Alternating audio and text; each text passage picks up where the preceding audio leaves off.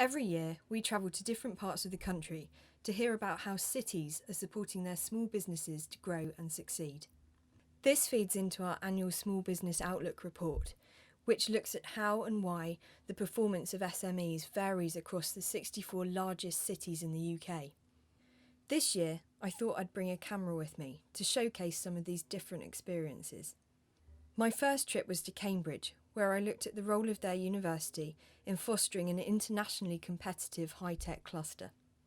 I think Cambridge offers a different, not unique, but a different environment. It is extremely well networked. There are many more networks in this city than anywhere I've ever been.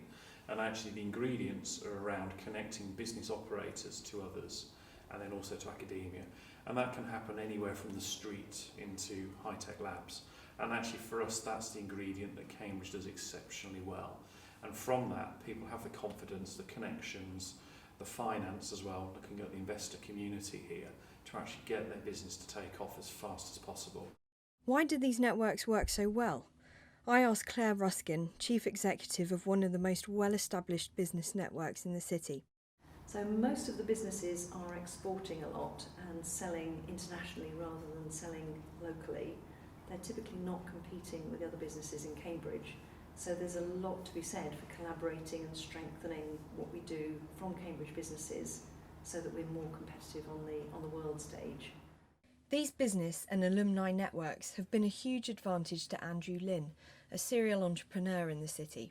It's quite daunting as somebody who's just done a degree, who's a researcher fundamentally, talking about the minute details of science, to start to almost speak the completely different language of commercialization and entrepreneurship. So one thing Cambridge is wonderful for is being able to provide people within the university who can then point you to other people outside the university who can mentor people, who can help them with that transition of talking about, again, a tiny detail of one aspect of science and translating that into something that the broader public can understand and something that an investor would put their money into, and broadly a business that can work.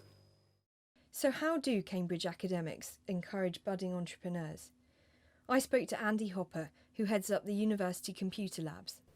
I mean, in this department, we go for a volume strategy. So we say the best we can do is good people, talent walks out of here and starts a business, and we want as many businesses to start as possible. So it's a volume strategy. And we encourage that in every way, and we don't put any barriers in terms of licensing difficulties or IPR difficulties or anything like that. We want volume, and it turns out we do reasonably well with it, probably better than anybody else in the country. Andrew Lynn agrees, but offered a note of caution. We've been very lucky to have the mix of a very rare asset, which is university and the science that comes out of it, but also the success of some of the alumni, some of the people who are still around Cambridge, who can turn that deep science into business value and real value for the economy. That goes away if we lose the alumni. I think that goes away if the people who have come to Cambridge and stayed here for a little while go elsewhere. Because I think one of the essential elements of Cambridge is it is a transient place. And I may be at year 14 of a 3-year stay, but me, like many other people, are looking abroad to places we can go, but we choose to be here because of the mix of great science and good people. And I think it's not inevitable, but it is a unique feature to Cambridge. So what more can the city do to support the success of these high-tech SMEs?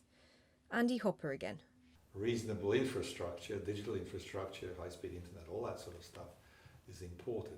Naturally, cheap premises and starting company is very little, normally very short of money, and rightly so in some ways. So anything that can give you free accommodation for your company, maybe in the back of some other company, with cheap transportation and very low cost access to the internet, and maybe licensing of software that you might need, that sort of thing.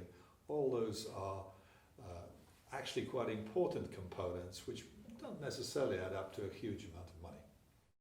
Quite simply, the issues we've got are around infrastructure and housing.